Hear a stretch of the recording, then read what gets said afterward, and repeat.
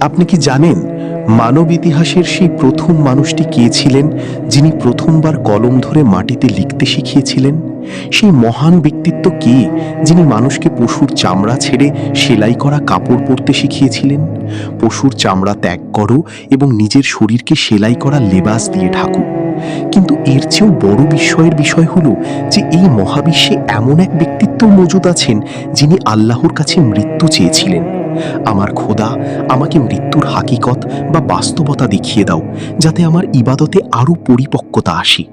মালাকুল মৌতের সাথে জাহান্নাম ভ্রমণ করেছিলেন এবং এরপর জান্নাতের এমন এক দরজায় প্রবেশ করেছিলেন যেখান থেকে তিনি আজ পর্যন্ত ফিরে আসেননি। হ্যাঁ, আমরা কথা বলছি হজরত ইদ্রিস আলাইহিস সালামের সম্পর্কে, যাদের সম্পর্কে কুরআন বলে, আর আমি তাকে এক উচ্চ মকামে উন্নীত করেছি।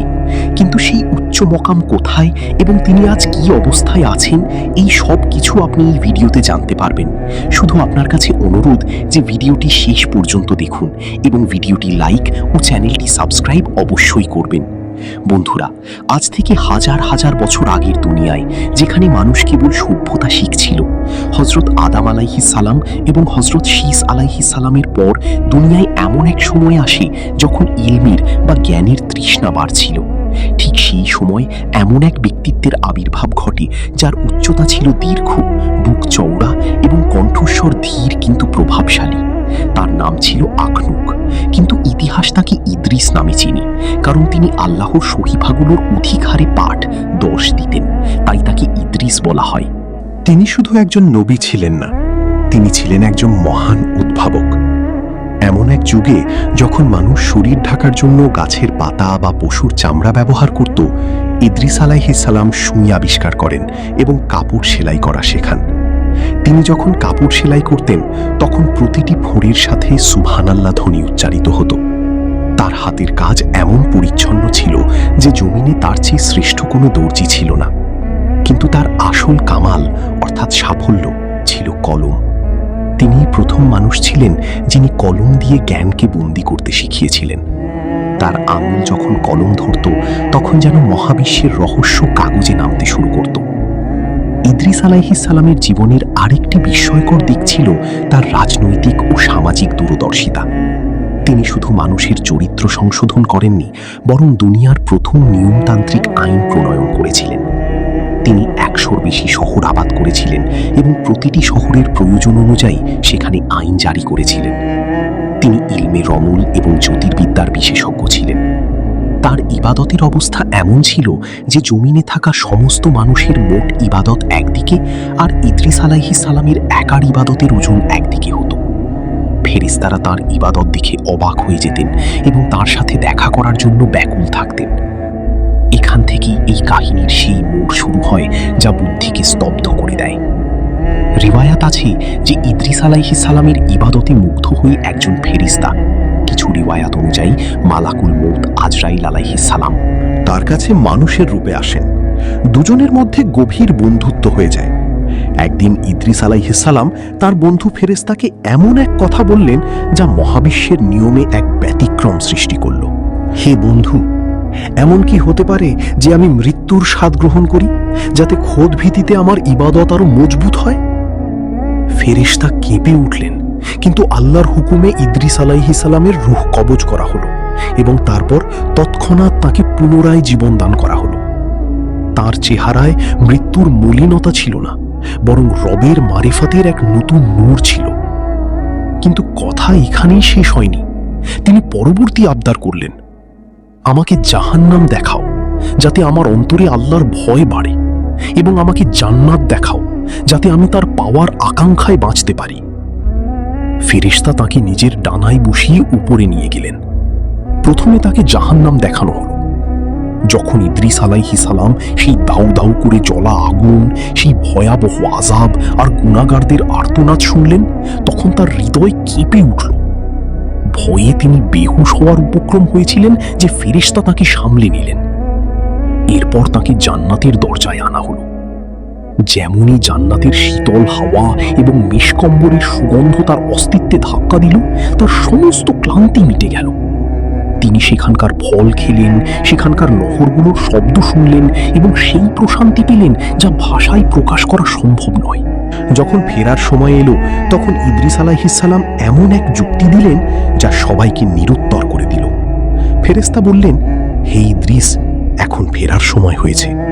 ইদ্রিস আলাইহিসসালাম মুচকি হেসে বললেন, না, আল্লাহ আইন হলো যে প্রতিটি প্রাণীকে মৃত্যুর স্বাদ নিতে হবে। আমি তা নিয়েছি। প্রত্যেককে জাহান্নামের উপর দিয়ে অতিক্রম করতে হবে। আমি তা করেছি। আর যে একবার জান্নাতে প্রবেশ করবে তাকে বের করা হবে না। তাহলে আমি এখন কেন যাব? উলামায়ে কিরাম এবং মুফাসসিরদের মধ্যে এই বিষয়ে এক দীর্ঘ বিতর্ক রয়েছে যে ইদ্রিস আলাইহিসসালাম কি এখনো জান্নাতে জীবিত আছেন। কুরআন বলে, আমরা তাকে এক উচ্চ মকামে তুলে নিয়েছি। নবী করিম সাল্লাল্লাহু আলাইহি ওয়াসাল্লাম শবে মেরাজে তাকে চতুর্থ আসমানে দেখেছিলেন। তিনি সেখানে কি করছেন? তিনি কি হযরত ঈসা আলাইহিস সালামের মতো সশরীরে জীবিত উঠিয়ে নেওয়া হয়েছেন, নাকি তার ইন্তেকাল সেখানেই হয়েছে? ইমাম ইবনে জরির এবং অন্যান্য মুফাসসিরদের মত হল যে তার রূহ সেখানেই কবজ করা হয়েছিল। কিন্তু কিছু রিওয়ায়েত এমনও আছে যা বলে যে তিনি জান্নাতের বাগানে আল্লাহর তাসবিহ পাঠ করছেন এবং তিনি কিয়ামত পর্যন্ত সেখানেই থাকবেন। এটি এমন এক রহস্য যা শতাব্দী ধরে মানুষকে বিস্ময়ে ফেলে রেখেছে। বন্ধুরা, কথা এখনো এখানে শেষ নয়। আপনি কি জানেন সেই কোন ভবিষ্যৎবাণী ছিল যা তিনি নূহের প্লাবন সম্পর্কে নিজের জাতিকে দিয়েছিলেন? আর সেই ইলমে রমল কি ছিল যার মাধ্যমে তিনি ভবিষ্যতের পর্দার আড়ালে থাকা রহস্য দেখে ফেলতেন? আর সবচেয়ে গুরুত্বপূর্ণ প্রশ্ন, ইদ্রিস আলাইহিসসালাম কি পুনরায় জমিনে আসবেন, নাকি তার মিশন সম্পন্ন হয়ে গেছে? বন্ধুরা, ইলমে রমল, যাকে আজকের যুগে আমরা জিওম্যান্সি বলি, এর হাকিকত অনেক গভীর। হযরত ইদ্রিস আলাইহিসসালাম সেই প্রথম মানুষ ছিলেন যাকে আল্লাহ বালির ওপর রেখা টেনে গায়েবের ইশারা বোঝার জ্ঞান দান করেছিলেন। একটু এই দৃশ্যটি অনুভব করুন। রাতের নিস্তব্ধতা, আকাশে তারা ঝিলমিল করছে এবং ইদ্রিস আলাইহিসসালাম বালির ওপর আঙুল চালাচ্ছেন। হঠাৎ তিনি থমকে যান। তার কপালে ঘাম জমে এবং বিস্ময়ে তার চোখ বড় হয়ে যায়। তিনি বালিতে তৈরি হওয়া সেই রেখাগুলোর মধ্যে আগামী সময়ের প্রতিচ্ছবি দেখছিলেন। হাদিস পাকে এসেছে যে একজন নবী ছিলেন যিনি রেখা টানতেন। যার রেখা সেই নবীর রেখার সাথে মিলে যাবে, তার সেই ইলম সঠিক। কিন্তু আজ এই জ্ঞান আমাদের মানুষের জন্য একটি ধাঁধা হয়ে দাঁড়িয়েছে, কারণ সেই বিশেষ দক্ষতা কেবল আম্বিয়াদের বৈশিষ্ট্য ছিল। ইদ্রিস আলাইহিসসালাম এই ইলম দিয়েই দুনিয়াকে জানিয়েছিলেন যে মহাবিশ্বে কোনো কিছুই আকস্মিক নয়, প্রতিটি জিনিস একটি হিসাব নিকাশের অধীনে চলছে। ইদ্রিস আলাইহিসসালাম শুধু একজন উদ্ভাবক ছিলেন না, তিনি একজন দূরদর্শী সংস্কারকও ছিলেন। তিনি তার জাতিকে একত্রিত করলেন। তার কণ্ঠে এক অদ্ভুত গাম্ভীর্য ছিল যখন তিনি বললেন, লোকেরা, হুঁশিয়ার হয়ে যাও, তোমাদের গুনাহ জমিনের উপর এমন এক বোঝা হয়ে উঠছে যা একটি বিশাল প্লাবনের রূপ নিয়ে ফেটে পড়বে। এটি হযরত নূহ আলাইহিসসালামের প্লাবনের প্রথম নিয়মিত ভবিষ্যৎবাণী। ইদ্রিস আলাইহিসসালাম নিজের জাতিকে বলেছিলেন যে একটি সময় আসবে যখন আকাশ থেকে পানি নয় বরং গজব নামবে এবং জমিনের প্রস্রবণগুলো উথলে উঠবে। তিনি মানুষকে আল্লাহর দিকে ডাকলেন, হে লোকেরা, এক আল্লাহর ইবাদত করো, একে অপরের সাথে ইনসাফের সাথে চলো এবং পবিত্র জীবন অতিবাহিত করো।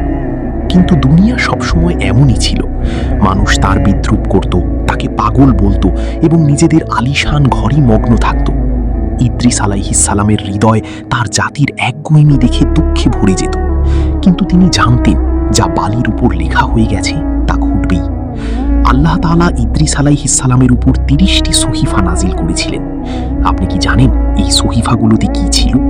এগুলোতে ছিল ফেরেশতাদের তাসবিহ, মহাবিশ্ব সৃষ্টির ফর্মুলা এবং সেই আধ্যাত্মিক আইন যা অনুসরণ করে মানুষ ফেরেশতা সুলভ গুণ অর্জন করতে পারে। তিনি যখন এই সহিফাগুলোর পাঠ দিতেন তখন পাখিরা আকাশে থেমে যেত এবং পশু পাখিরা তার চারপাশে বেষ্টনী তৈরি করে নিত। তার কণ্ঠস্বরে এমন এক চৌম্বকীয় আকর্ষণ ছিল যে একবার শুনত তার হৃদয় দুনিয়া থেকে বিমুখ হয়ে যেত।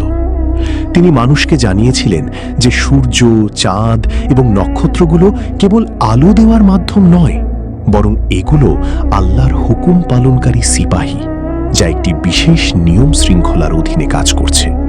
তিনিই প্রথম বুরুজ বা নক্ষত্রমণ্ডলের ব্যবস্থার ভিত্তি রেখেছিলেন, যাতে মানুষ সময় এবং দিক সঠিকভাবে নির্ণয় করতে পারে। ইতিহাসের কিছু প্রাচীন কিতাব এবং রেওয়ায়েতে একটি অত্যন্ত রোমাঞ্চকর দাবি করা হয়। বলা হয় যে ইদ্রিস আলাইহিস সালাম, যাকে গ্রিকরা হারমিস বলে, নূহের প্লাবনের আগেই জেনে গিয়েছিলেন যে দুনিয়ার জ্ঞান মিটে যেতে চলেছে। এই জ্ঞানকে বাঁচানোর জন্য তিনি মিশরের জমিনে এমন ইমারত নির্মাণ করান যাতে সমস্ত বৈজ্ঞানিক ও আধ্যাত্মিক জ্ঞান খোদাই করে দেওয়া হয়েছিল, যাতে পরবর্তী প্রজন্মগুলো তা শিখতে পারে।